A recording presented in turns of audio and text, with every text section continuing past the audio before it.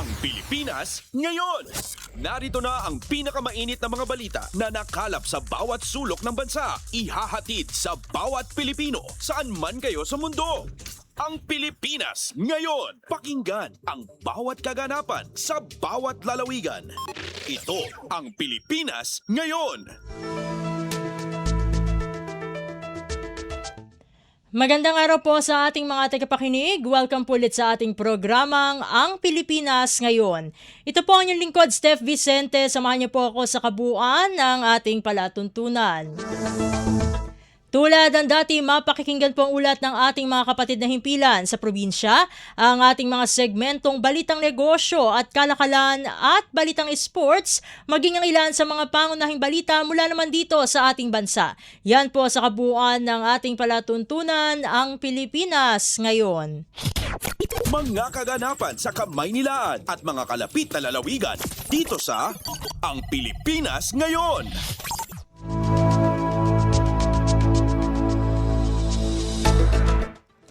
Sa ating mahalagang balita, Pangulong Ferdinand R. Marcos Jr. nakatakdang mag-courtesy call ngayong araw kay Singaporean Prime Minister Lawrence Wong bilang bahagi ng 3-day working visit ito mula kahapon hanggang bukas. Ang detalye ng balita ihahatid sa atin ni Alvin Baltazar. Ngayong araw magaganap ang courtesy call ni Pangulong Ferdinand R. Marcos Jr. kay Singapore Prime Minister Lawrence Wong bilang bahagi ng 3 araw na working visit nito sa nasabing bansa. Sa pagkikita ng dalawang lider ay inaasahang mapag-uusapan ang kooperasyon sa larangan ng trade and investment, environment and health at regional and global development. Bukod sa kanilang pagkikita ng punong ministro ng Singapore ay dalawang mahalagang pagpupulong din ang kasama sa schedule ng Pangulo para sa araw na ito. Ito ay ang dalawang magkasunod na business meetings kung saan ay inaasahang makakaharap ng Pangulong mga business leaders sa Singapore. Ang nakatakdang pagpupulong ay magaganap sa gitna ng pagsisikap ng Chief Executive na makahikayat ito ng mga mamumuhunan sa bansa lalo at tumaas ang estado ng Pilipinas bilang upper middle income country na inaasahang magdudulot ng kumpiyansa sa mga investors sa Pilipinas. Mula sa Palasyo ng Malacanang para sa Bagong Pilipinas, Alvin Baltasar, Radyo Pilipinas, Radyo Publiko. Kumpleto, detalyadong balitaan, di papahuli sa mahahalagang kaganapan. Kamustahin ang inang bayan, ang Pilipinas ngayon.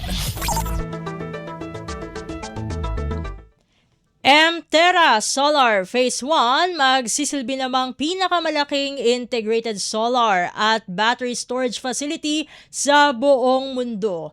Ang kabangulat ihahatid naman sa atin ni Raquel Bayan. Itinuturing na pinakamalaking integrated solar and battery storage facility sa buong mundo ang Phase 1 ng Meralco Terra o Mterra Solar Project na pinasinayan sa Gapan, Nueva Ecija. Ay itinuturing na pinakamalaking integrated solar and battery storage facility sa buong mundo ang Phase 1 ng Meralco Terra o Mterra Solar Project na pinasinayan sa Gapan, Nueva Ecija. Ayon kay Pangulong Ferdinand Marcos Jr., malaking tulong ang proyektong ito sa effort ng administrasyon na palawigin ang renewable energy at upang patatagin ang power supply ng Pilipinas. Kung matatandaan, noong 2024 nang unang i-groundbreak ang proyektong ito.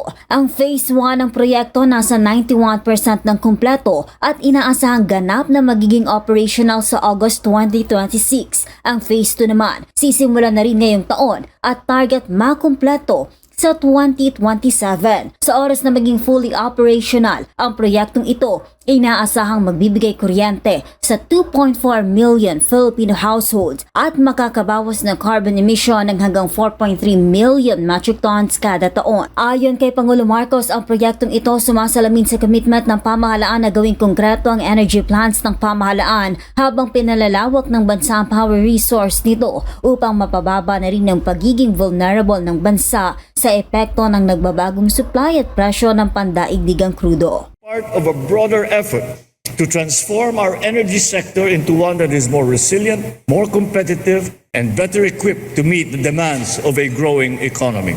Nawa'y magsilbing paalala ang proyektong ito na ang pag-unlad ay bunga ng pagtutulungan, pagkakaisa at pagsisikap para sa kapakanan ng mas nakakarami.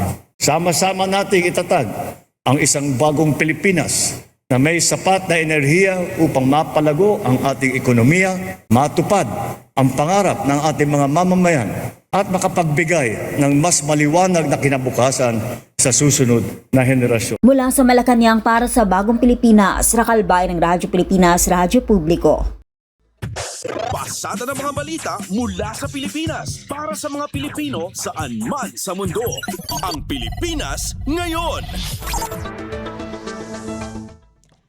Sa puntong ito, bago natin na ipagpatuloy ang bugso ng ating mga balita para sa araw na ito, ay ating pag-uusapan ang bagong yugto sa pamumuno ng Department of Health kasunod ng pagkatalaga kay Secretary Briggs Pujalte. Kasama natin ngayon sa linya ng ating komunikasyon si House Deputy Speaker at Iloilo 1st District Representative na dati rin po na DOH Secretary, walang iba kundi si Congresswoman Janet Garin. Congresswoman Garin, welcome po sa programang Ang Pilipinas Ngayon. Si Steph Vicente po ito ng Radyo Pilipinas World Service. Good morning at maraming salamat sa pag-imbita sa akin sa iyong programa. Maraming salamat din po Congresswoman Garin for joining us dito po sa programa. Unang-una po sa lahat bilang dati po kayo po ay naging kalihim din naman po ng Department of Health at ngayon ay House Deputy Speaker. Ano po ang masasabi nyo sa kakayahan at leadership, yung possible leadership style po ni Secretary Pujalte na makatutulong upang maibalik po yung tiwala ng publiko sa kagawaran ng kalusugan? Unang-una nakatrabaho ko si Dr. Briggs Pujalte at ramdam na ramdam ko nung panahong ipinaglalaban namin yung Philippine Orthopedic Center na huwag i-privatize, ramdam na ramdam namin ang serbisyo niya at dedikasyon niya sa ating mga pasyente. Wini-welcome natin yung pagpasok ni Dr. Briggs Pujalte dahil kaakibat ng kanyang liderato ay ang kanyang listening ear at big heart.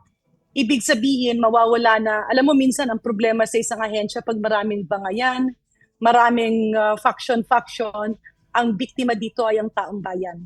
And we expect Dr. Briggs Pujalte to be the uniting factor para lahat ay magtrabaho. Maibsan yung mga biyahe abroad kasi meron naman tayong maraming teknolohiya. Pwedeng ang gawin ang biyahe locally, no, para mapuntahan yung mga lugar, agarang serbisyo, agarang pagtugon, at kung ano-ano pa ang mga kailangan dahil kailangan ni Juan at ni Maria de la Cruz ang agarang ang pagtugon sa problema sa kalusugan.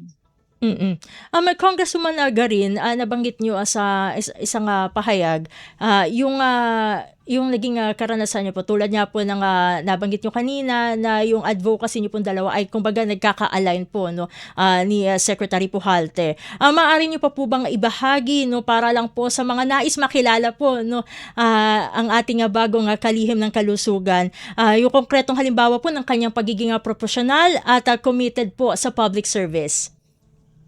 Alam mo yung allocation ng government hospitals dati, kanya-kanyang kung sino yung malapit, kung sino yung medyo, alam mo yun, marunong gumalaw, no? Kaibigan ni ganito, kakilala ni ganyan. So minsan, nagiging problema yon ng departamento. Kasama ko si Dr. Briggs Pujalte, gayon ay ating Acting Secretary Briggs Pujalte. Kasama ko siya nung ginawa namin yung metrics together with USAID para yung allocation sa ating mga pampublikong hospital ay performance-based. Kaya nagkaroon ng 5 parameters. Unang-una doon dapat yung occupancy rate. Kasi ibig sabihin kapag pampublikong ospital ka pero walang may gustong magpa-admit sa'yo, may problema ka. No, stocks ng mga gamot, no, at yung mga equipment na hindi na umaandar. Kasi minsan ang problema, may mga gamit nga tayo. Pero napakatagal namang ipaayos. So, kawawa ang taong bayan.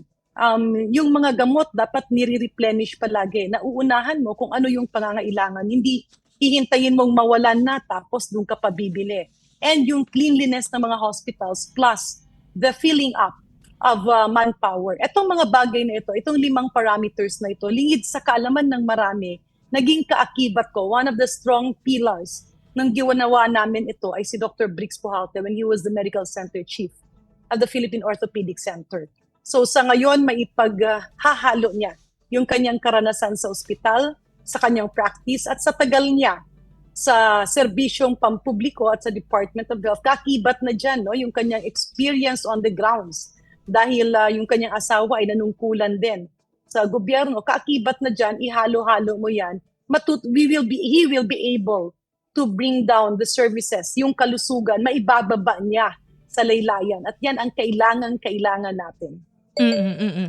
Isa sa mga naging pahayag po ninyo, Congressman Garin, ay yung pagiging nasa crucial time na po no ng ating kagawaran ng kalusugan. Sa inyo pong pananaw bilang kayo po ay dating DOH Secretary, ano na po ang pinakamabigat na issue o hamon na kasalukuyan pong kinakaharap ng ahensya? Well, unang-una sa climate change, ang daming mga sakit na pwedeng mangyari. At napakahirap kasi sa Department of Health, lingid sa kaalaman ng marami, hindi kasi pwede yung ura-ura na desisyon. Kunyari sabihin natin TB drugs.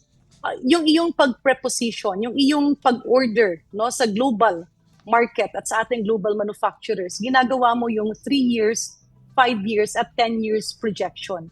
Tila nawala yan no, nung karang administrasyon. Parang nawala yung preemptive response to health. Kagpareho ng bakuna, malimit naririnig natin, ay wala tayong flu vaccine. Ay walang bakuna, magka-catch up na lang. Iba yun kasi dapat andyan yun dahil programmed na yun. Kaya lang, dapat kasi noon, ang pag-submit mo ay regular. Yung binibigay mong plano ay plano para sa 3, 5, hanggang 10 taon. Medyo mabigat-bigat ito, pero masisimulan ito ulit, may babalik ulit natin ito para yung mga darating na administrasyon, darating na taon, ay andun na yung serbisyong kalusugan. One of the biggest challenges na nakikita ko, kasi ito paulit-ulit namin ipinarating kay Secretary Herbosa, ngunit yung mga promises ni Undersecretary Albert Domingo at ni Secretary Herbosa ay nanatiling salita no, at hindi nagawa. Ano po ba ito? Pag-usapan natin yung PhilHealth. Napakarami na ng benepisyo ng PhilHealth and we congratulate President Edwin Mercado for all the changes and the innovations that he has made. Unfortunately, ang isang harang nito when we talk about public health or universal health care, kapag nagdadagdag ng benepisyo ang PhilHealth, sumasabay naman, hindi lahat, pero karamihan ng ating healthcare providers ay tinataasan ang presyo. Ibig sabihin, kunyari, ito IV fluid or dextrose sa layman. Kapag 50 pesos siya sa government hospital, binili mo ng 50 pesos, expected yan pag private yung iyong kwarto ay nasa mga 60 to 70. Pero may ibang mga ospital, kapag PhilHealth lang nagbabayad, gagawin nila yan 100, double or 90 pesos. So, yung benepisyo na napupunta sa tao ay nadidilute kasi pinapasok ng maling practice ng pagnenegosyo. Ganito rin ang nangyayari sa ating medical assistance for the indigents or the financially incapacitated patients. Pag merong binibigay ang DOH na ma-IFIP or medical assistance program, yung bill na sana or yung PF na lang, sabihin natin yung professional fee na 25,000 ay gagawin nilang 50,000. Meron kasi yung taripa na pwedeng sundin. At yung mga gamot naman, dapat regulated yung presyo, lalo't lalo na kung charge sa medical assistance program. Kasi lahat ng pagod, hirap ng gobyerno ay napupunta sa wala dahil hindi nararamdaman ng taong bayan. Para yung kapareho ng mga how do you call that? Yung sabwatan sa bigas, sabwatan sa fuel, yung mga I forgot the exact term, pero yung pagsasabwatan ay nagiging hadlang para yung serbisyo maramdaman ng taong bayan. So that's, I believe, the greatest challenge that we believe Secretary Briggs Pujalte can start with. Hindi man mapeperpekto, pero at least masimulan. Dapat, kung magkano ang presyo ng gamot, laboratorio at lahat, kung papasok ang PhilHealth para maibsan ang out-of-pocket expenditures, kung papasok ang medical assistance program, hindi nila tataasan ang presyo because it defeats the purpose of the program. Ngayon naman po, Congresswoman Garin, ay paano niyo naman po nakikita ang magiging papel ng Kongreso sa pagsuporta ng mga polisiya ng DOH, lalo na po at meron na pong bagong pamunuan, partikular sa pagpapalakas po ng primary healthcare system? Well, ang talagang kailangang amendahan yung Universal Healthcare Law. Maganda sa pandinig natin yung Universal Healthcare Law. Pero nung final version na naipasa, nagkaroon ito ng 2 killer provision. Ang unang-una dyan, talagang maraming bagay-bagay at aspeto na PhilHealth ang nag-a-approve. Hindi pwede yun kasi ang PhilHealth is an insurance company, though it's government. Dapat yan, ang talagang on top sa ating serbisyong pangkalusugan ay ang Department of Health. Okay. Yung another thing dyan ay yung ating, may pinasok kasi dyan na parang I think, kasi nga parang gusto lang nilang ipalabas na hindi natapos ang clinical trial ng Dengvaxia na haluan ng politika, isininingit doon sa Universal Healthcare Law na i-require yung Phase 4 requirements sa lahat ng mga bakuna, gamot at medical devices na i-approve ng FDA. What does this mean? Kasi ang Phase 4 is post-marketing surveillance. Ibig sabihin, gagamitin muna ng buong mundo ang lahat ng bagong gamot, bakuna at devices, medical devices ng mga 5 to 10 years before we allow it in the Philippines. So kaya tinatawag namin yan na killer provision. Kasi sa siyensya ngayon, ang dami ng mga bagong gamot, mga bagong innovation, especially with AI. So kung hindi na-amenda yung porsyon na yan sa panukalang batas ng Universal Healthcare Law, parang wala rin. Kasi anong gagawin mo sa batas kung pinagbabawal niya ang pagbili ng makabagong gamot, devices, bakuna at iba pang teknolohiya sa kalusugan? Sa isang pahayag ay inyo rin pong nabanggit yung kahalagahan ng coordination ng DOH, mga lokal na pamahalaan at iba pang stakeholders. Ano po ang mga konkretong mekanismo po sa inyong pananaw na maaaring gamitin o gawin upang mapabuti pa po lalo itong ugnayang ito, most especially nga po na meron na tayong bagong DOH secretary? Meron kasi dating convergence, kung saan magkakibat palagi yung DILG, DSWD, DepEd at DOH. Maganda talagang maibalik yung ugnayan na yan dahil magiging mas mabilis ang serbisyo. Tsaka hindi pwedeng maging successful ang isang programa kung walang collaboration. Kaya lang, example, nung itong nakaraan, nagkaroon ng scare. Kasi nga allegedly may namatay dahil sa pag-deworming tablet. Ako naman nagulat doon kasi baka lang may mga miscommunication kaya magandang matingnan ito. Pero hindi narinig ang boses ng Department of Health. Hindi narinig ang boses ng mga eksperto. Kaya dapat nagsasama-sama dahil kaakibat ng kalusugan, it should happen in the school, in workplaces, kung saan andun yung ating mga kababayan. So moving forward, I believe with the new leadership of the Department of Health, Secretary Briggs Pujalte can magnetize the people inside the department at the same time work together with the other cabinet secretaries. Kasi tulungan dapat yan whole of nation approach. Siguro ito na lamang po Congresswoman Garin, bago ko po kayo pakawalan kasi I know that you have another engagement after this. Bilang isa pong mambabatas na ngayon po ay kayo po ay House Deputy Speaker, ano-ano po pong mga reforma o batas ang inyong nakikitang dapat pa pong maisulong upang mapabuti ang kabuuang healthcare system ng bansa sa ilalim ng bagong DOH leadership? Go ahead po, Congresswoman Garin. Well, kung batas ang ating pag-uusapan, andun talaga yung amendment ng Universal Healthcare Law. Andun naman yung pag-delineate, kasi maraming duplication Yung ibang ginagawa ng PhilHealth na pinupondohan ng mga gamot ay pinupondohan din ng DOH. Yan ay dapat nating sugpuin, Yan ay dapat nating ihinto dahil kaakibat ng mga ganong paraan ay hindi mo mamamaximize ang pondo ng gobyerno. So, napaka-importante na matugunan yan. And with that po, maraming salamat po Congresswoman Garin for joining us dito sa programang Ang Pilipinas Ngayon. Sa ulitin po, God bless po at mabuhay po kayo. Mabuhay rin po kayo, God bless at maraming salamat sa pagdala ng balita, hindi lamang po sa amin, kundi sa aming mga constituents. Napakahalaga po ng inyong rolyo. Salamat. Maraming salamat din po.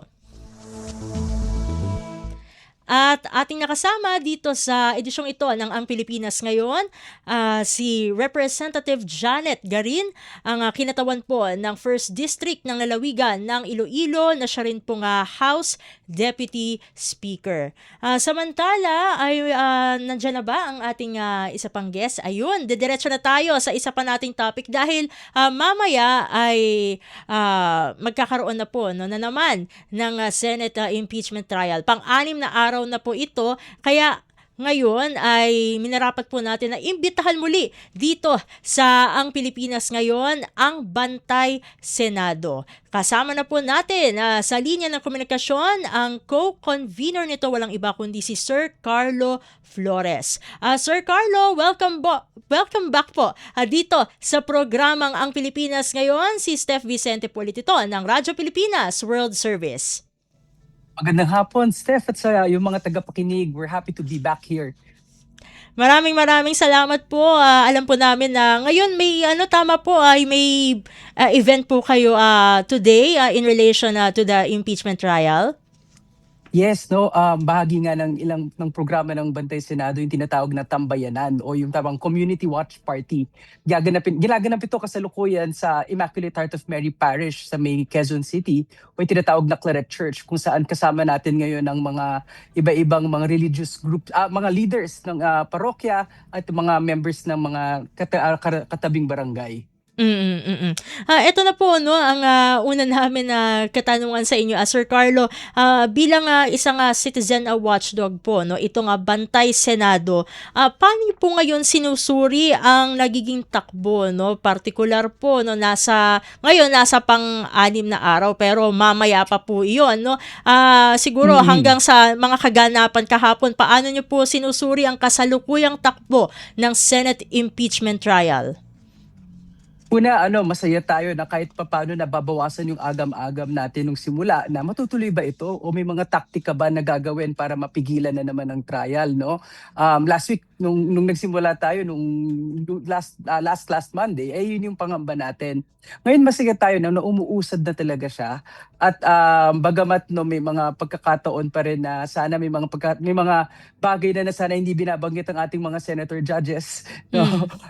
Upang sana ay mapabilis din ang ating yung pace ng trial. Alala ko yesterday, bago magtapos ang trial, parang nagkaroon yata ng estimate ang ating Senate President na parang aabutin ng 17 months ang impeachment trial at this pace. No, yun yung after i-withdraw ng prosecution ng pagtatawag ng dalawang testigo kahapon dahil nga in the interest of time. So isang aspeto, masaya tayo na natutuloy siya, pero pangalawa, sana bumilis-bilis din ang pace dahil talagang nag-aabang talaga ang taong bayan ng resulta nitong impeachment trial. At speaking of mga kaganapan kahapon, na inyo po nga nasubaybayan kasi ito po talaga ang binabantayan ng Bantay Senado.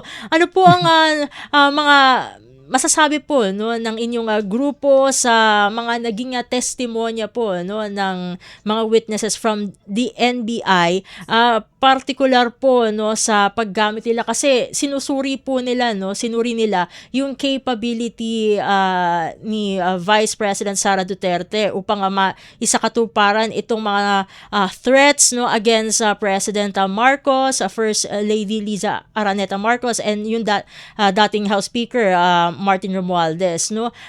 Paano niyo po nakikita itong mga testimonies po na ito, kasi ito ang tinutukan mula last week until yesterday, kasi ngayon ay mukhang babalik sa tinatawag na BIR box. Ako, maganda pag-usapan nga natin mamaya yung BIR box. Pero sa tanong mo kanina, dalawang antas ang nakikita natin dito sa pagtingin dyan sa usapin ng yung threat. Una, ang tinitingnan kasi sinisiyasat din natin sa impeachment trial ang fitness to lead. Kumbaga parang nagiging usapin siya na minimize yung epekto nung kung credible ba talaga yung threat. Ang tingin naman natin mukha namang may credibility. Sinabi din ng witness kahapon ng NBI na based sa kanyang personal na opinion at kanyang pag-aaral ay talagang may kakayanan ng vice-presidente na i-actualize yung threat. Naging debate pa nga kung ano yung warning at threat, di ba? Pero ang magandang tanong din dito, papasok tayo sa ikalawang antas na gusto namin ibanggitin dito ay bahagi ito ng fitness. Dapat ba ginagawa yan o binibigkasin ng isang public official, no less than the second highest official in the land?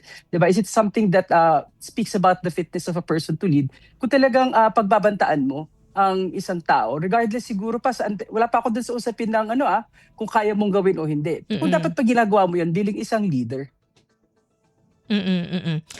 Eto naman po, no, in relation to that, Sir Carlo, sa pananaw po ng Bantay Senado ay sapat na po ba yung mga evidence na nailatag from the prosecution na side upang mapatibay ito nga pong kaso ng grave threats laban sa isang mataas na opisyal?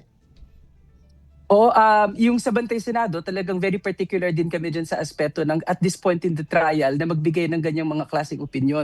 Dahil dadating pa tayo sa punto na ipapakita naman ng depensa ang kanilang pagtingin dun sa mga hinapag ng prosecution. So siguro maaring antabayanan pa natin ang pagpapatuloy nito bago tayo magbigay ng talagang mas malinaw na basehan. Kasi akalinsabay din ang aming posisyon na talagang pakinggan mo natin ang lahat ng mga aspeto at sagarin natin yung dapat nating malaman bago tayo magbigay ng ganung posisyon at this point in time. Kanina nabanggit na po natin, no, itong kasi nagbawas, no, kumbaga yung yung masasabi na hindi na ilalatag, no, yung mga tinatawag na hostile witnesses upang dahil ito ay redundant na, kumbaga, no, sabi na rin ni Attorney Kapunan, and then dahil dito ay inaasahang mapapabilis pa yung takbo ng Senate impeachment trial. Ano po yung mas kumbaga expounded na pananaw nyo po regarding dito ay makakatulong po ba talaga ito sa magiging takbo ng kaso o mapapabawas pa po ito, no? Kumbaga mababawasan yung lakas ng kaso due to yung hindi na nga po paglalatag ng mga hostile witnesses na ito. Sa pagpapaliwanag ni Attorney Kapunan kahapon, nagkabiruan pa nga sila ni Senator Lacson kagabi, na para sa prosecution, sapat na yung, kasi parang meron silang gustong ipa-confirm, no? O sabihin sa witness stand si Attorney Zulaika Lopez, na palagi naman ng prosecution na talagang napatunayan na nila batay sa kanilang pananaw. No? Kaya yun nga sinasabi natin kanina, in the interest of time and para makamove on na talagang bansang Pilipinas sa trial na ito at sa insidenteng ito, ay wini-welcome natin yung ganun. So kung confident ang prosecution, na alam naman natin na seasoned lawyers, napaka-willing na, excited na sila dun sa pumunta dun sa next part, kung saan meron na silang willing pang, or handa silang ipakitang mga ebidensya. Gaya nga nung pinag-uusapan natin kanina na BIR box. And speaking of BIR box, sa palagay po, no, ng Bantay Senado, ano po kaya yung maaaring maging implikasyon kung papayagan ng impeachment court ang subpoena sa bank at tax records ni Vice President Sara Duterte?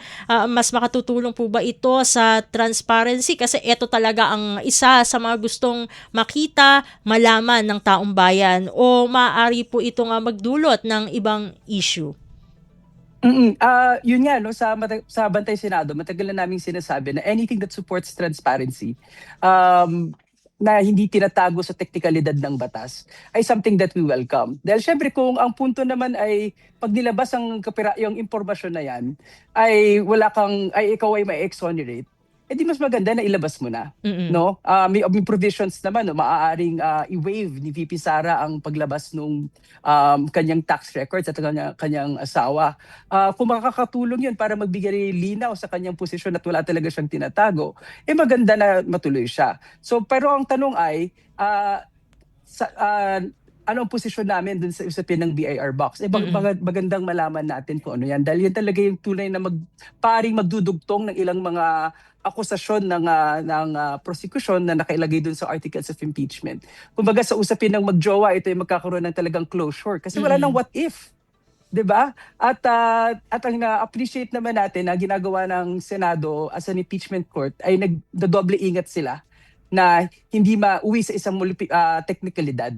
'Di ba parang nagiging usapan ngayon na ang ABI ang impeachment court na ngayon ang magsasabi na buksan ito. At yun yata ang pag-uusapan ngayong hapon at dapat abangan ng ating taong bayan. So yes, just to summarize, anything that supports transparency at magbibigay linaw sa posisyon ng either prosecution o ng defense ay gusto nating malaman. Dahil hinahanap naman talaga ng taong bayan dito ay katotohanan. So anything that brings us closer to that is something that Bantay Senado supports. Ngayon po, no, ngayong araw na ito ay minamarkahan natin yung ika-6 na araw ng Senate impeachment trial kay Vice President Sara Duterte. So paano po tinatasa ng Bantay Senado ang balanse ng presentasyon ng ebidensya sa pagitan ng prosecution at ng defense sa puntong ito ng paglilitis? Oo, napapansin lang natin na gusto lang din namin bigyan ng puri ang pagpe-preside ni Presiding Officer Cheese Escudero. Dahil talaga binibigyan niya ng konting leeway yung magkabilang panig, no? At parang gumagawa siya ng efforts para pabilisin yung proseso ng paglilitis. Sa tingin namin ngayon ay parang tila marami pang mga tanong na lumalabas para sa taong bayan. Kasi doon humahaba yung debate, no? Halimbawa, dati pinag-uusapan lang ay pagpapabanta. Ngayon may bagong usapan na hindi ginawa niya yun, binanggit ng Vice President na yun, ang threat na yun, or yung kataga na yun dahil isa siya bilang isang nanay at bilang isang asawa. Parang, di ba, parang lumalabnaw yung usapin na lumalayo na dun sa issue ng fitness, ng moral fitness, at syempre yung talagang pagbabanta ng isang Vice President sa nakaupong Pangulo. So sa paglalabas ng ebidensya, parang medyo nakikita natin ngayon na parang medyo, ito sa personal ko lang na pananaw, ay maaaring mukhang lumalamang ngayon, no, sa prosecution dahil mas nakikita natin na ang basehan lagi ng depensa ngayon ay mga teknikalidad. Hindi yun yung ibig niyang sabihin. Or hindi nila dinenay na hindi niya sinabi. No? So parang ang basa ko ay paatras na palapit sa dingding ang depensa. Nagbabago-bago yung parang linya na parang naiiba at nalilis na naman ng daloy ng diskusyon dito sa impeachment court, sa 4th article of impeachment. At bago ko po kayo hinga ng panghuling mensahe, no, bago ko po kayo pakawalan dito sa interview, Sir Carlo, ano po ang mga events pa po, no, ng Bantay Senado na dapat pang abangan ng taong bayan ngayong sinusubaybayan natin ngayon ang Senate impeachment trial? Oo, no? So para sa mga kaibigan natin at mga kasama natin at mga kabantay natin na nasa online, meron kaming ginawang impeachment bingo. So pwede kang makisabay doon, markahan natin ang iba't ibang mga lumalabas doon sa trial para hindi masyadong, alam naman natin may mga parts na medyo dragging at boring. So may mga listahan doon sa bingo. Pag nakakomplete ka ng pattern, sabihan nyo kami. Madadownload nyo yan sa Bantay Senado Facebook page. At meron kaming nire-release na mga seatworks para sa mga kabantay natin na hindi makakasali sa mga tambayanan. Tapos, yun nga po, patuloy naman pong nagpa-publish ang Bantay Senado ng scorecard at iniisa-isa namin busisiin ang mga sinasabi at ginagawa ng mga senator judges dahil mahalaga din sa amin at nabantayan kung paano sila kumikilos bilang senator judges sa impeachment trial na ito. Sila ba ay nakakatulong para linawin o palapitin tayo sa katotohanan o parang ibaon na naman sa teknikalidad at palabuin na naman yung usapin ng impeachment. At panghuli, mahalaga na sumama tayo sa susunod na mga tambayanan. No? Masaya kami na kasama namin ngayon ang mga taong simbahan sa tambayanan. So ang tambayanan nyo yung susunod na location at venue ng ating next community watch party ng Bantay Senado. Mukhang nga pwede na rin yun na pang final message po ninyo, Sir Carlo, para sa araw na ito. Maraming salamat po, Sir Carlo, for joining us again dito sa programang Ang Pilipinas Ngayon. Probably, sigurado, mauulit pa po, no? Kayo po yung magiging guest namin ulit habang sinusubaybayan natin ang magiging takbo ng Senate impeachment trial. Maraming salamat pong muli. God bless po at mabuhay po kayo. Maraming salamat at nabuhay kayo din. Maraming salamat po. At ating nakasamang muli dito sa Ang Pilipinas Ngayon, ang co-convenor ng Bantay Senado. Walang iba kundi si Sir Carlo Flores. Tayo tutuloy na sa ating balitaan. Armed Forces of the Philippines hinamon ang Ministry of Foreign Affairs ng China kaugnay sa sinabi ng ilang nagpakilalang Chinese scholars na teritoryo ng Taiwan ang Batanes. Ang detalye ng balita ihahatid sa atin ni J. Mark Dagala. Dapat liwanagin ng Ministry of Foreign Affairs ng China ang naging pahayag ng ilang nagpakilalang Chinese scholars na nagsabing sakop ng teritoryo ng Taiwan ang Batanes. Sa pulong balitaan sa Campo Aguinaldo, sinabi ni AFP spokesperson for the West Philippine Sea Rear Admiral Roy Vincent Trinidad na ang pananahimik ng Chinese Communist Party sa usapin ay makangahulugan ng pagsang-ayon nito. Kung hindi anya malilinaw ang usapin at hindi maitatama agad, kalaunay magiging katotohanan na ito na tatanggapin ng marami at hindi na mabubura pa sa isipan. Ito anya ang estratehiya ng China na maghasik ng paulit-ulit na kasinungalingan hanggang sa maging katotohanan na kung walang magtatama nito ay magiging katotohanan nga. They should give out a statement on that. In an autocratic state, nothing happens in isolation. The approach of utilizing a group of academics to give out a stand could be considered a track to event. It's very important that statements like these should be answered not only by the embassy here but by the Ministry of Foreign Affairs kung talagang wala silang kinalaman dyan. This is one attempt at desensitizing the international community. Without any pushback, it will soon become the stand of the Chinese Communist Party. Ang tinig ni AP spokesperson for the West Philippine Sea Rear Admiral Roy Vincent Trinidad. Para sa Bagong Pilipinas, J. Mark Dagala, Radyo Pilipinas, Radyo Publiko. Pasada ng mga balita mula sa Pilipinas para sa mga Pilipino saan man sa mundo. Ang Pilipinas ngayon. Sa kaugnay na ulat, agad-agad na pagpalag ng Pilipinas sa pang-aangkin ng Chinese scholar sa Batanes bilang bahagi ng China, mahalagang aksyon kontra misinformation strategy ng China. Yan ay ayon mismo kay Philippine Coast Guard o PCG spokesperson for the West Philippine Sea Rear Admiral J. Tariela. Ang kabuuan ihahatid sa atin ni Quincy Kahilig. Binigyang diin ni Philippine Coast Guard spokesperson for the West Philippine Sea, Rear Admiral J. Tariela, ang kahalagahan ng agarang pagtugon ng Pilipinas sa pahayag kamakailan ng ilang Chinese scholars na pag-aangkin sa lalawigan ng Batanes bilang parte di umano ng teritoryo ng China. Sa panayam ng Radyo Pilipinas, sinabi ni Tariela na bahagi umano ng misinformation strategy ng China ang paggamit sa mga scholars nito upang magpalaganap ng kanilang naratibo sa pamamagitan ng media, at kapag hindi ito agad napabulaanan, maaari umano itong mauwi bilang opisyal na posisyon o policy statement ng China. Narito ang pahayag ni Rear Admiral Tariela. Buti na lang, meron tayong mga government officials from, of course, Secretary Gilbert Chodoro, Eduardo Oban, the Department of Foreign Affairs and National Historical Institute to counter itong mga maling informasyon na ipinapakalat ng bansang China. No? And it's important for us to react as early as now. No? Samantala, iginiit din ni Tariela na dapat magpaliwanag si Chinese Ambassador Jing Quan kaugnay ng kanyang pagbisita sa Batanes noong nakaraang buwan at kung may kaugnayan ba ito sa naging pahayag ng Chinese scholars. Para sa Bagong Pilipinas, Quincy Kahilig, Radyo Pilipinas, Radyo Publiko. Pasada ng mga balita mula sa Pilipinas para sa mga Pilipino saan man sa mundo. Ang Pilipinas ngayon.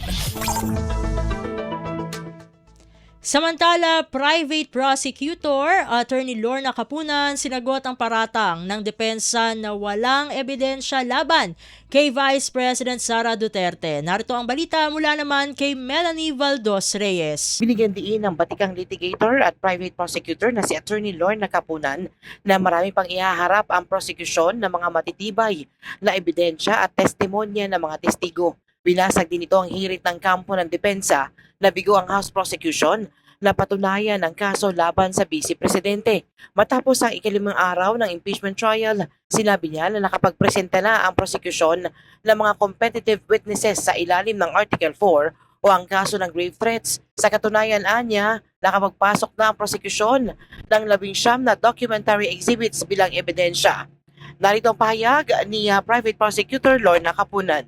When they say there is no evidence, wait a minute. These documents are not evidence. These two credible witnesses, competent witnesses are not evidence. So, and there will be more coming. in this article on grave threats and inciting, which is culpable violation of the Constitution and betrayal of public trust, and the 3 other grounds for impeachment. Mas marami pa silang makikitang evidence.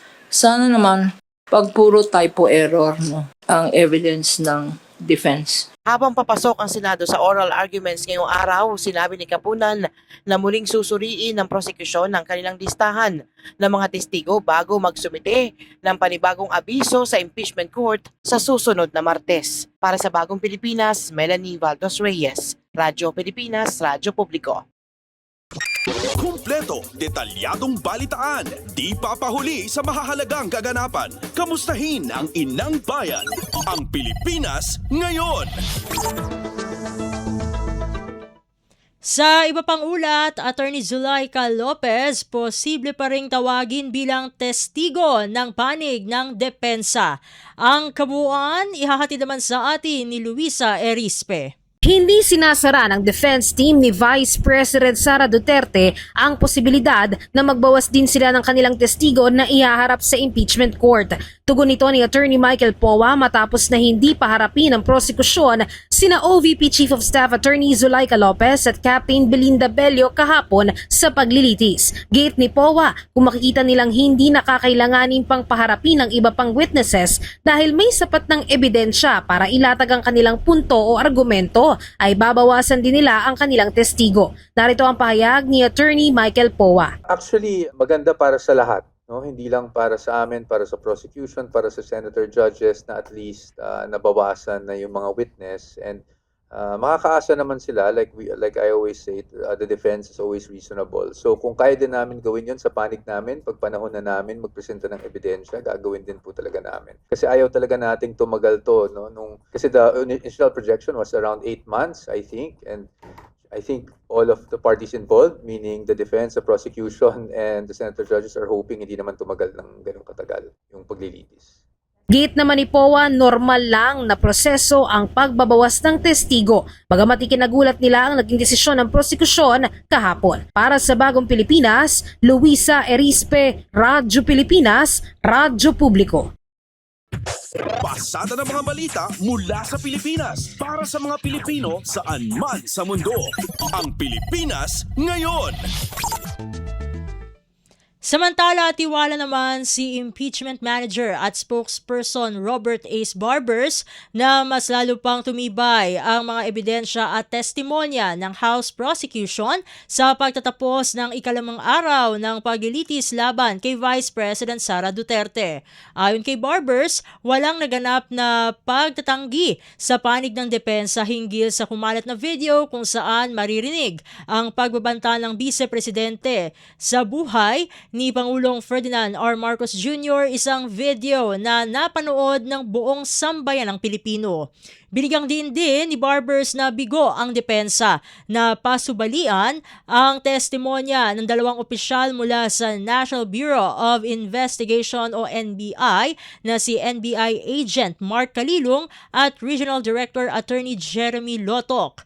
Ang mga testimonya umanong ito ang nagpapatunay na seryoso at may bigat ang binitawang banta ng Vice Presidente. Sa halip na harapin ang mismong akusasyon, kapansin-pansin aniyang nakatutok lamang ang depensa sa mga teknikalidad.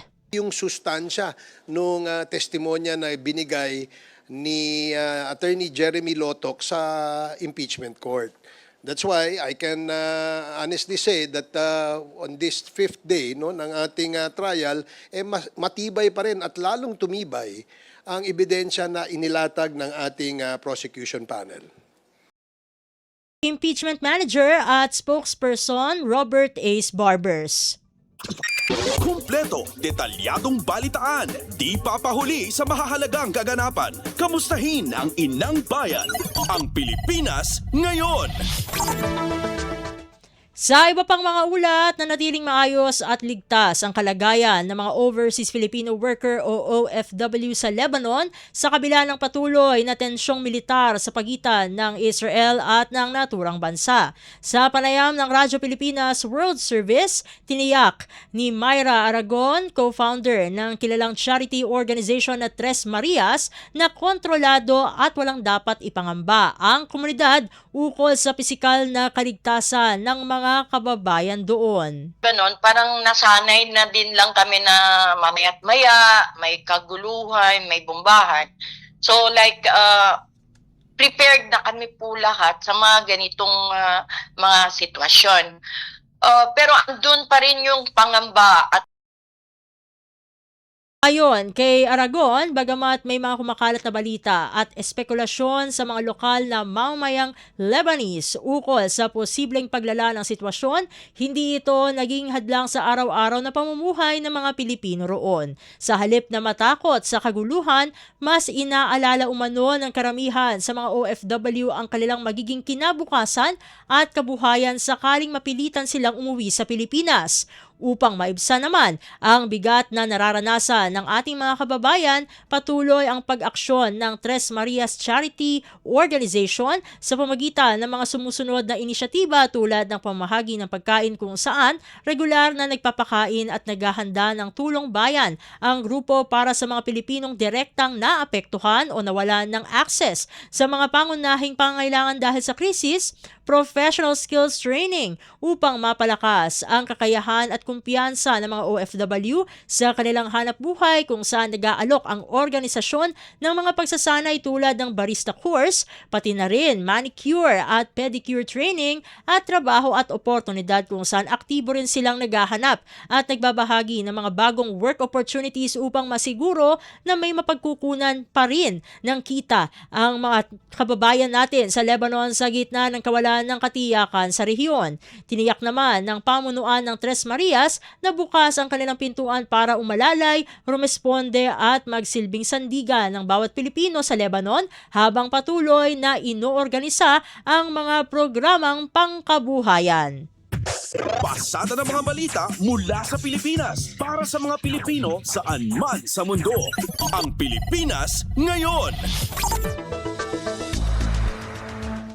Samantala, patuloy namang pinalalawak ng Konsulado General ng Pilipinas sa Hong Kong ang mga serbisyong hatid para sa mga Overseas Filipino Workers o OFWs sa pamagitan ng kanilang programang Sabado sa Konsulado. Sa panayam ng Radyo Pilipinas World Service kay Philippine Consulate General in Hong Kong, Consul General Romulo Victor Israel Jr., ipinaliwanag nito na ang inisyatiba ng konsulado sa nabanggit na programa ay upang mapaglingkuran ang mga OFW na karaniwang may day off sa araw ng Sabado. Ayon kay Consul General Israel, karamihan sa mga nagtatrabaho sa Hong Kong, lalo na ang mga domestic worker ay araw ng Linggo ang day off, ngunit napag-alaman nila na meron ding iba sa ating mga kababayan na ibang araw ang rest day kaya isinagawa nila itong kanilang programa. Sa ngayon, aniya, tuwing huling Sabado pa lamang ng buwan nila ito ipinapatupad kaya hinihikayat nila na magparehistro online ang mga aplikante para sa mabilis na proseso ng kanilang transaksyon. Dagdag pa ng opisyal, nakiisa na rin ang iba pang mga ahensya ng gobyerno mga ahensya ng gobyerno na nasa konsulado upang makapagbigay na rin ng kani-kanilang serbisyo. Alam naman ho natin na Sunday po yung day off ng ating mga kababayan dito sa Hong Kong, lalo na yung nagtatrabaho sa mga domestic sector na po. Pero I realize mayroon din ho palang mga kababayan tayo na hindi Sunday ang kanilang day off. Yung tinatawag nilang international. So meaning may mga employers nila na foreigners na hindi naman po Hong Kongers at binibigyan sila ng freedom to choose kung anong day yung kanilang day off. At yung iba naman yung Saturday yung day off po nila. Po, minsan lang naman po yun sa isang buwan. Last Saturday of the month or fourth Saturday of the month. So at least ito po ay nagbibigay ng option sa kanila kung hindi nga sila makapunta ng Sunday or any other day, meron silang isang araw na alam nilang bukas ang ating tanggapan. The Philippine Consulate General in Hong Kong, Consul General Romulo Victor Israel Jr. Kumpleto, detalyadong balitaan, di papahuli sa mahahalagang kaganapan. Kamustahin ang inang bayan, ang Pilipinas ngayon. Sa iba pang mga ulat, science-based at nature-based solution sa pagbaha, tinututukan naman ng lokal na pamahalaan ng Quezon City. Ang detalye ng balita ihahatid sa atin ni Manuel Francisco ng Radyo Magazine. Kasunod ng pagpapasinaya sa ikalawang basketball court with detention basin and rainwater harvesting facility sa Quezon City, tiniyak ng lokal na pamahalaan ang patuloy na pagtugon sa suliranin ng pagbaha sa lungsod. Sa panayam ng Radyo Magazine kay Quezon City Engineer Attorney Dale Peral, tinukoy niya ang kahalagahan ng pagsunod at pagsasakatuparan ng mga infrastruktura alinsunod sa QC Drainage Master Plan. All of our efforts po sa infrastructure must be backed up with science and data. Aside from that po, the solutions that we are recommending are not entirely concrete and gray. Ang approach po natin moving forward ay nature-based solutions as well. Samantala, ibinahagi rin ng QCLGU ang nagpapatuloy na konstruksyon ng karagdagang detention basin sa bahagi ng G. Araneta Avenue upang patuloy na maibsan ang nararanasang matinding pagbaha sa lugar. Mula sa Radyo Magazine para sa Bagong Pilipinas, ito si Manuel Francisco. Radyo Pilipinas, Radyo Publiko. Pasada ng mga balita mula sa Pilipinas para sa mga Pilipino saan man sa mundo. Ang Pilipinas ngayon. At iyan ang mga maiinit na kaganapan para sa araw na ito. Samantala, dediretso na tayo sa mga ulat mula sa ating mga kapatid na himpilan sa probinsya para sa bugso ng ating mga regional news.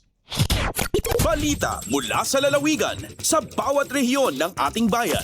Dito sa Ang Pilipinas Ngayon. Narito na ang ating mga regional news. Dumako muna tayo sa rehiyon ng Luzon. Mahigit 1,600 senior citizens sa Dagupan City tumanggap ng tulong pinansyal sa isinagawang social pension payout ng lokal na pamahalaan. Narito ang ulat ni Verna Beltran Adaban mula sa Dagupan. Katibukolan niya 1,646 na senior citizens at syudad na Dagupan so akawat na pinansyal ya tulong kasumpalan so ginawan payout para sa third quarter social pension da Jad City Plaza ya inda ulo na lokal ya gobyerno. Jad sayan dagop 810 ya benepisyaryo so akaawat na social pension da ng kabusan bambalot 836 so akaawat lega na payout session od ngarum. Kaiba na panagbunog na social pension sa City Health Office so nanggawa na registration para ka program ya amasag saray senior citizens ya mampirma piyansari kwalipikadong benepisyaryo sumakagamor na anggad 20,000 ya kantidad na libreng tambal. Unong Dagupan City Mayor Belen Fernandez sa igatma na programa at piyan nabawasan so gastos na saray maidadla at maintenance tan arumniran tambal piyan na usar da so social pension da para arumniran na manunan mapangkauklan ya singat inagu-ago ya gastos at panagbilaya sa pambayar ginawa da pangkakasakay na Federation of Senior Citizens Association of the Philippines Dagupan sa Office of the Senior Citizens Affairs sa City Treasurer's Office tan sare representatives ya malalapod Department of Social Welfare and Development bilang kabyangan na aktibidad sa senior citizens so akibiyang mat at chair Zumba session pernisulong sa aktibo na panagbilay tan iprioridad subunigas da malalapod Radyo Pilipinas Dagupan siya si Verna Beltran Adaban para Radyo Pilipinas World Service. Balita mula sa lalawigan sa bawat rehiyon ng ating bayan. Dito sa Ang Pilipinas Ngayon. Inyong napakinggan ang ulat ni Verna Beltran Adaban mula sa Dagupan. Puntahan naman natin ang Bontoc, 200 pesos sa 10 kilong bigas, malaking tipid para sa mga benepisyaryo ng benteng bigas meron na program sa Mountain Province. Ang kabang ulat ihahatid naman sa atin ni Donna Cawisbalio. Dakal at tulong kadagiti pamilya nga agkurkurang iti pondo ti benteng bigas a programa iti sidong ti administrasyon ni Presidente Ferdinand R. Marcos Jr. Sigon kada David Keeg manipod tadyan ken Lenny Sisepen manipod Sabangan nga agpada aman nalon ken benepisyaryo ti programa, dakkel tinaitulong ti programa gapu ta iti 10 kilos a bagas ket nagatang dalaeng iti 200 pesos. Dakkel tinatipidda ng runa ta dakkel iti pamilya. Karamanda kadagiti benepisyaryo ti programa nga adda iti sidong ti vulnerable sectors. Pakiiramanan pa ti benepisyaryo ti 4-piece, solo parents, tricycle, ken van drivers, ken senior citizens. Sigon iti datos ti National Food Authority, nakaipaay iti nasrok 124,000 a kilo ti bagas ti Food Terminal Incorporated para iti Mountain Province manipod Enero aging gana Hulyo 2026. Dimanon mat iti nasrok 12,000 ti bilang dagiti nagnumar iti benteng bigas iti entero a probinsya ti Mountain Province iti umuna a paset ti tawen 2026. Manipod ditoy DZRA Bontok, Donna Cawisbalyo para sa Radyo Pilipinas World Service. Balita mula sa lalawigan sa bawat rehiyon ng ating bayan. Dito sa Ang Pilipinas Ngayon. Inyong napakinggan ang ulat ni Donna Cawisbalyo mula sa Bontok. Punta naman tayo sa Tabuk, sports programs and competition sa lungsod ng Tabuk pag-iibayuhin. Ang detalye ng balita ihahatindaban sa atin ni Renzi Joaquin. Nagkaysay ti City LGU Tabuk ang DepEd Division Tapno Planwen nga usto dagiti sports program dito syudad. Panggap da ito nga ma-upgrade ti Division Sports Program kan sumaya ti performance dagiti city athletes iti regional competition. Kang runaan nga napagsaritaan ito madani nga City Athletic Meet kastamot nga naadal iti napalabas nga karaamit tapno amuan noan niya dagiti rumbang nga mapasayaat. Inbaga ni Tabuk City DepEd Schools Division Superintendent Christopher Benigno nga kasapulan at talaga iti nasayat nga suporta iti Schools Division Office ken iti lokal a gobyerno iti syudad Tabuk. Inkarimot dagiti panakabagi ti City LGU Tabuk nga aramidon da dagiti kasapulan a plano, manpower, budgeting, panagsanay kanda dumapay tapno sumaysaya ti sports performance dagiti city athletes ng runa iti regional ken national sports competition. Manipod DCRK Tabuk City, Renzi Joaquin ang ipadpadamag para iti Radyo Pilipinas World Service. Balita mula sa lalawigan sa bawat rehiyon ng ating bayan. Dito sa Ang Pilipinas Ngayon. Inyong napakinggan ang ulat ni Renzi Joaquin mula sa Tabuk. Dakoy naman natin ang Lucena. Libreng bigas para sa bawat pamilyang Binyanense sinimulan ng ipamahagi.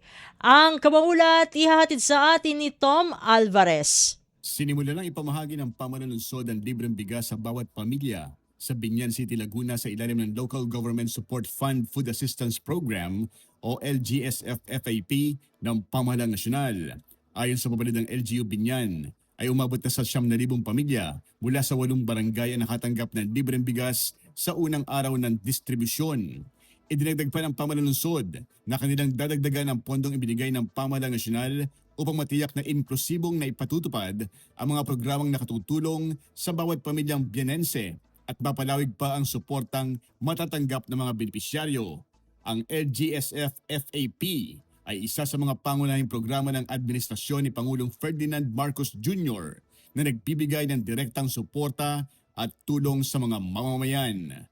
Mula sa lungsod na Lucena, Tom Alvarez para sa Radyo Pilipinas World Service.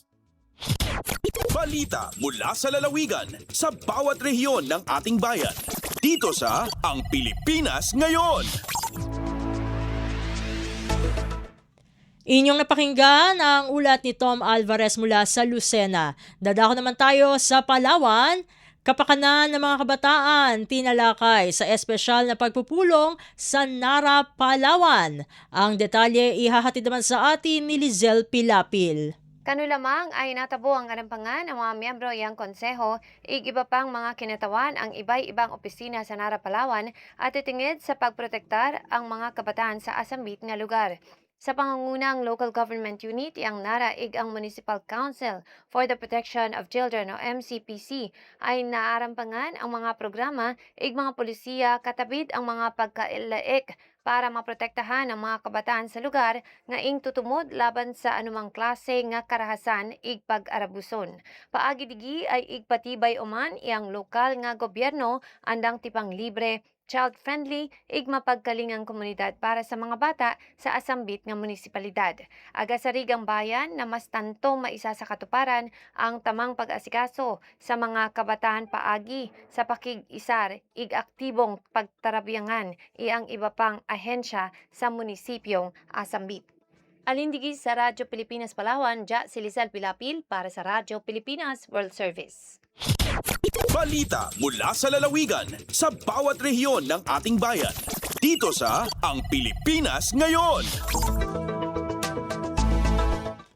Inyong napakinggan ang ulat ni Lizelle Pilapil mula sa Palawan. Puntahan naman natin ang Kabisayaan. Turnover ng 3 proyekto sa Calbayog City, Samar, matagumpay na isinagawa. Narito si Suzette Pretencio para sa balita mula sa Calbayog. Formal nga gin-turnover sa Barangay Kalilihan, Calbayog City, Samar, ang tulong nga proyekto nga direkta makakabulig sa edukasyon, panginabuhi ngan social welfare sa komunidad. Lakip sa mga proyekto, ang balay ni Naning Initiative, bag-o nga school building, ngan concreted farm to market road. Ang mga proyekto, ginpondohan sa Department of the Interior and Local Government o DILG, ilarom sa Local Government Support Fund, support to the Barangay Development Program. Pinaagi san bag-o nga school building, ginlalauman nga mas magkakamay-ada san mas maupay nga learning space san mga estudyante. Ang farm to market road naman, makakabulig sa mas hapsay nga biyahe san mga residente ngan pagdara san produkto tikang sa komunidad ngadto sa merkado. Samtang ang balay ni Naning Initiative magpapakusog san suporta para sa mga programa nga may kalabutan sa social welfare. Nagpapakita ang turnover san padayon nga pagbarublig sa national ngan local government para maipaharani ang serbisyo ngan pag-uswag ngadto sa barangay. Matikang sa Radyo Pilipinas Calbayog, Suzette Pretencio para sa Radyo Pilipinas World Service. Balita mula sa lalawigan sa bawat rehiyon ng ating bayan. Dito sa Ang Pilipinas Ngayon. Inyong napakinggan ang ulat ni Suzette Pretencio mula sa Calbayog.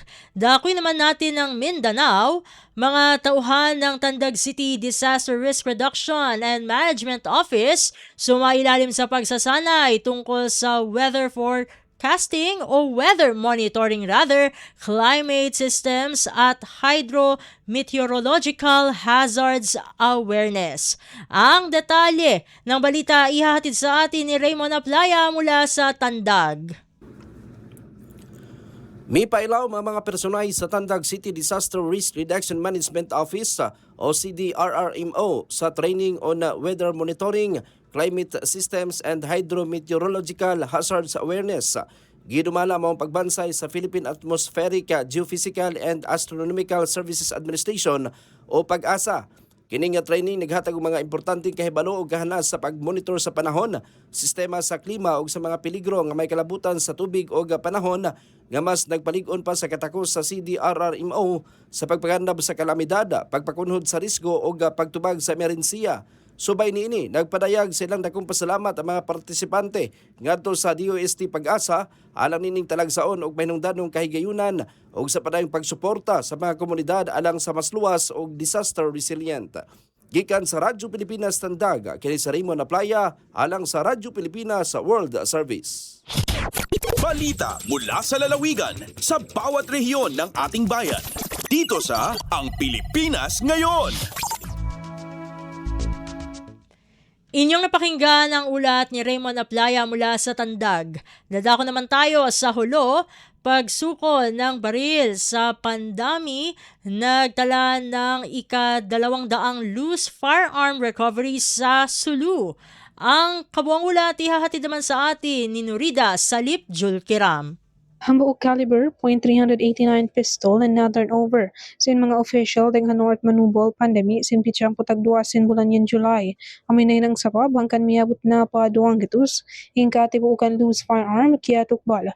Pa 11th 02nd Infantry General Brigade di magda sadya hatahunian. Turnover hi Barangay Chairman Ari Mukhtar Gonzales inapakukus sa Barangay Hall sinasabot barangay piaguhanan nini. Sin Alpha Company deng 104th Infantry Battalion at tulong tabang. Sin 2nd Civil Military Operations Company, 15th Civil Military Operations Battalion, iban Pandami Municipal Police Station. Ini inahikatu. Kaya surrender sinapang ding mga rakyat sin North iban South Manubol. Ina pagkainako nini masimasilam mo da pagpakusog sin kahanuan iban kahatulan halupasug kaagi sin pag-turnover mga pagkukus sa man makalaka. Abat hi kalayo ha makamumula iban narido ina kaumana. Ding HRP Holon Nulida Silipchil Kiram para Radyo Pilipinas World Service. Balita mula sa lalawigan sa bawat rehiyon ng ating bayan. Dito sa Ang Pilipinas Ngayon. Inyong napakinggan ang ulat ni Nurida Salip Julkira mula sa Holo. Didiretso na tayo sa ating segmentong Balitang Negosyo at Kalakalan. Lagay ng ekonomiya, kalakalan, negosyo at iba pa. Atin ang alamin dito sa Ang Pilipinas Ngayon. Isang napakalaking hakbang para sa pagkamit ng Pilipinas sa mas malaking bahagdan ng renewable energy ang inaugurasyon ng Mterra Solar Project Phase 1 na itinuturing na world's largest operational integrated solar and battery facility sa isang lugar na ngayon ay nasa Gapan, Nueva Ecija. Ayon kay Department of Energy o DOE Secretary Sharon Garin, all hands on deck ang pamahalaan upang suportahan ang pagpapatayo ng Mterra Solar Project dahil sa laki ng maiaambag nito sa renewable energy initiatives ng bansa. Isa rin itong testamento ng husay, galing at pagpupunyagi ng mga Pilipino, isang matibay na patunay na kaya ng makipagsabayan ngayon ng Pilipinas pagdating sa usapin ng renewable energy at literal na naitala na ngayon sa Renewable Energy Map ang pangalan ng bansa. Inaasahan namang magiging operational na sa Agosto ang Phase 1 ng proyekto habang ang Phase 2 ay inaasahang makukumpleto naman sa taong 2027. Lagay ng ekonomiya, kalakalan, negosyo at iba pa. Atin ang alamin dito sa Ang Pilipinas Ngayon.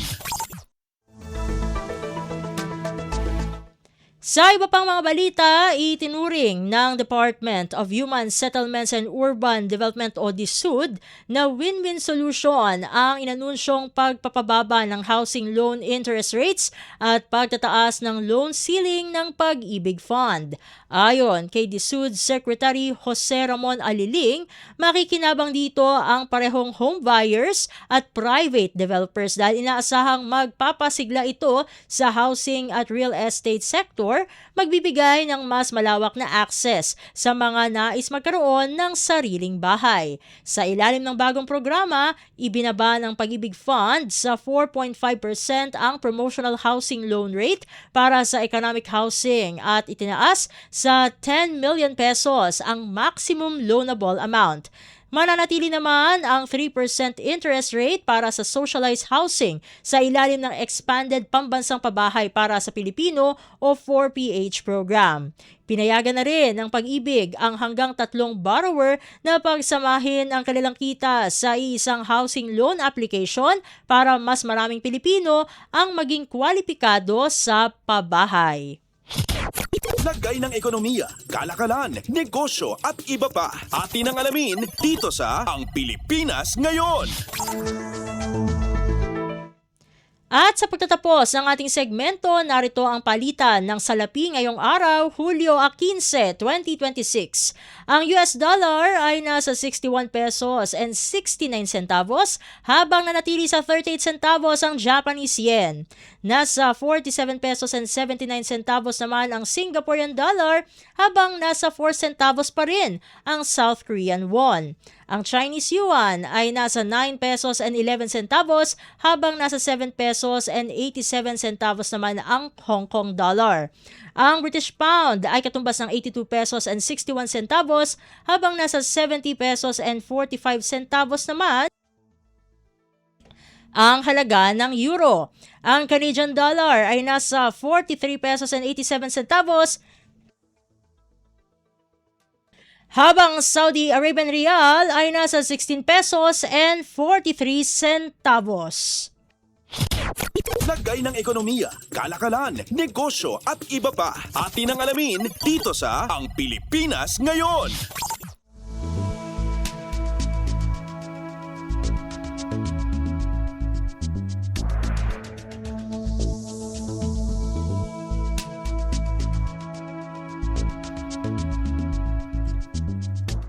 At dito na nagtatapos ang ating segmentong Balitang Negosyo at Kalakalan para sa araw na ito. Susunod na po ang ating segmentong Balitang Sports na ihahatid sa atin ni Win Peñano makalipas lamang po ang ilang mga paalala. This is a public service announcement. Discipline is the key. Umiwas sa aksidente sa daan. Ang pagmamaneho ay may kaakibat na responsibilidad, hindi basta mapaandar lang ang sasakyan. Kilatisin ang sarili, ang kahandaan sa manibela, siguruhing inyong konsentrasyon ay hindi magagambala. Importante rin na ating laging isipin, init ng ulo ay huwag pairalin, bagkus kaligtasan ng lahat ang siyang dapat unahin. Isang mahalagang paalala mula sa Presidential Broadcast Service at Radyo Pilipinas, Radyo Publiko, 738. This is a public service announcement. Public service announcement from PBS, Presidential Broadcast Service at Radyo Pilipinas, Radyo Publiko, 738. Updates at pinakahuling mga usapin sa mundo ng palakasan. Atin ang pakinggan dito sa Ang Pilipinas Ngayon.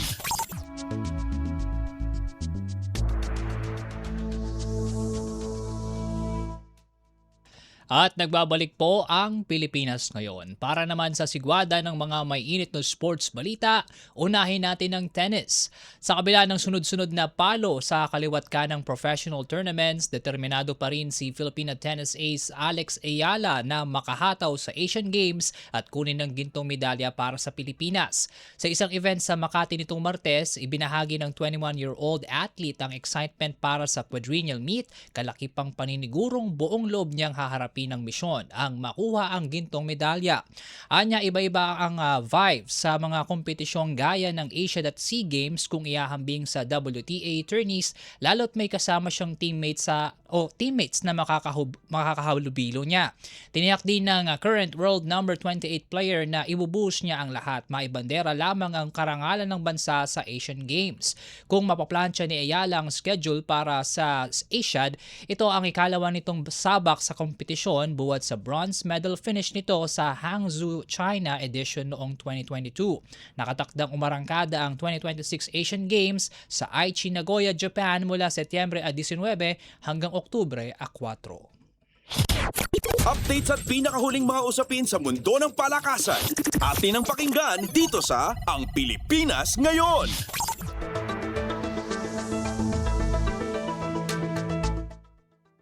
Mula tennis, lipat naman tayo sa boxing.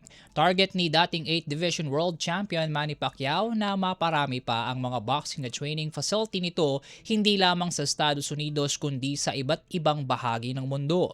Ginawa ni MP Promotion CEO Jess Mathur ang pahayag makaraang buksan ng kampo ni Pacman ang kanilang bagong pasilidad sa Los Angeles na nagsisilbing ngayong flagship branch. Ayon kay Mathur, matapos ang LA Gym, next target naman ng MP Promotions ang pagtatayo sa Vancouver at Toronto sa Canada, bukod pa sa mga syudad ng New York, Miami at Dallas sa US. Tinitingnan din ng grupo ang pagbubukas ng branches sa United Arab Emirates, India at Europe. Bagamat wala pang katiyakan si Mathur kung magkakaroon din ng kahalintulad na pasilidad sa Pilipinas, sinabi naman nito na marami pang posibleng mangyari pagsapit ng 2027. Layunin ng training facility expansion ni Pacquiao na mahasa ang talento ng mga nagsisimulang boksingero. Ani Mathur, gamit ang kanilang experience at connection, bubuo sila ng mga bagong fighter na hindi lamang may ilalaban sa ring, kundi mayroon ding pangalan na dadalhin sa boxing profession. Updates at pinakahuling mga usapin sa mundo ng palakasan. Atin ang pakinggan dito sa Ang Pilipinas Ngayon.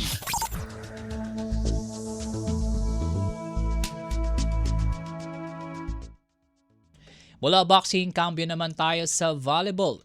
Laglag na sa AVC Boys Under-18 World Championships ang Alas Pilipinas Boys matapos latagan ng reverse sweep ng India sa last 3 sets ng kanilang sagupaan nitong Martes. Sa first 2 frames, nagawa pa ng national squad na masilat ang ungos gamit ang 25-16 at 25-20. Ngunit nang pumutok ang third set, dito na binago ng Indian team ang hangin at kinuha ang 20-25 na score.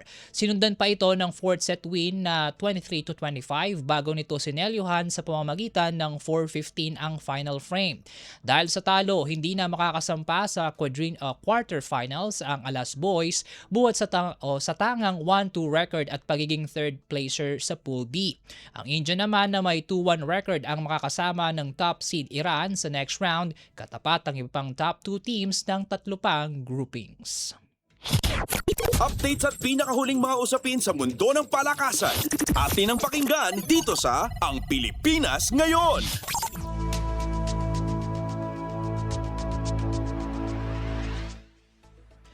Mula volleyball, kawing naman tayo sa basketball.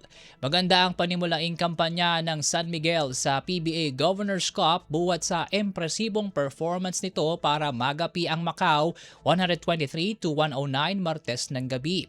Tuluyang pumutok ang Beermen sa fourth quarter nang palawigin nito sa 9 points ang ungos mula sa dikdikang first 3 frames. Arangkada sa panig ng SMB si Import George King na kumana ng 30 points, 5 rebounds at 7 assists, habang karagdagang 41 points naman ang tinipa ng pinagsamang opensa ni na CJ Perez at Jericho Cruz. O lamang Junmar Fajardo sa ilalim ng basket, nagsilbi namang tore ng San Miguel si Rodney Brondial na humamig ng career-high 25 rebounds, lakip pa ang naipon nitong 10 points, 7 assists, 4 steals at 1 block. Impressive din ang debut ni Jerick Ahanmisi mula sa 16 points nito habang may 11 at 10 points na ambag naman sina Don Troliano at Mo Tautua. Samantala nanguna naman sa Giant Panda si Devontre Perry na tumala ng double-double buhat sa 25 points at 23 rebounds habang tig 22 points naman sina Damian Chonky at Kobe Lam. Sa kabila ng kanilang effort, hindi pa rin natumbasan ng mga ito ang last quarter run ng SMB. Tangan ngayon ng Macau ang 2 losses sa Group A habang may isang panalo na ang San Miguel. Muling susubok para makaisa ang Giant Panda sa Biyernes kontra Converge habang babanggain naman ng Beermen ang Terra Firma sa Sabado. Updates at pinakahuling mga usapin sa mundo ng palakasan. Atin ang pakinggan dito sa Ang Pilipinas Ngayon.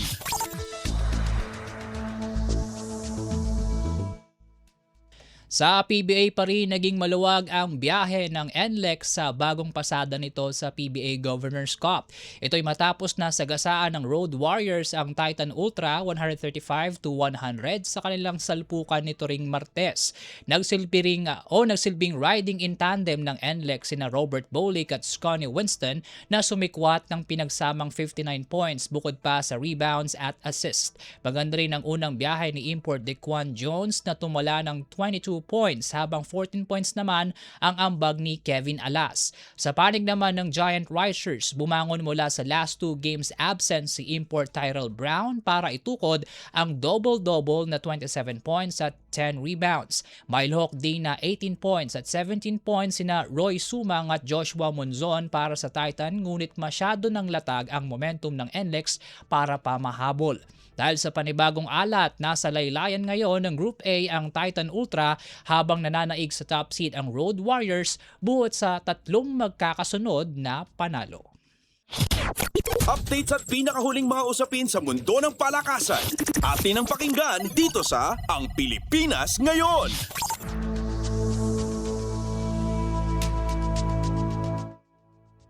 At yan po mga balitang aming nakalap sa larangan ng palakasan. Para sa Radyo Pilipinas World Service, ako po muli si Win Peñano. Balik na po tayo sa regular na programa ng Ang Pilipinas Ngayon kasama si Steph Vicente. Updates at pinakahuling mga usapin sa mundo ng palakasan. Atin ang pakinggan dito sa Ang Pilipinas Ngayon.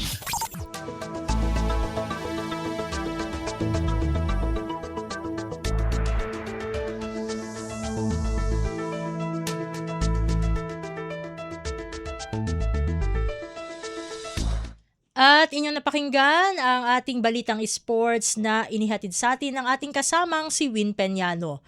Magpapasalamat na tayo sa ating mga kasama sa studio ngayon na si Milo Jonella, Susan Aison, Hero Lucero, John Paul Lumontad at Anthony Pimentel. Kasama rin natin ngayon ang ating executive producer na si Drizel Nanyong. Maraming salamat po hanggang sa susunod na edisyon ng ating palatuntunang Ang Pilipinas Ngayon. Ito pong muli ang inyong lingkod, Steph Vicente. Mabuhay po tayong mga Pilipino. At yan ang Pilipinas Ngayon.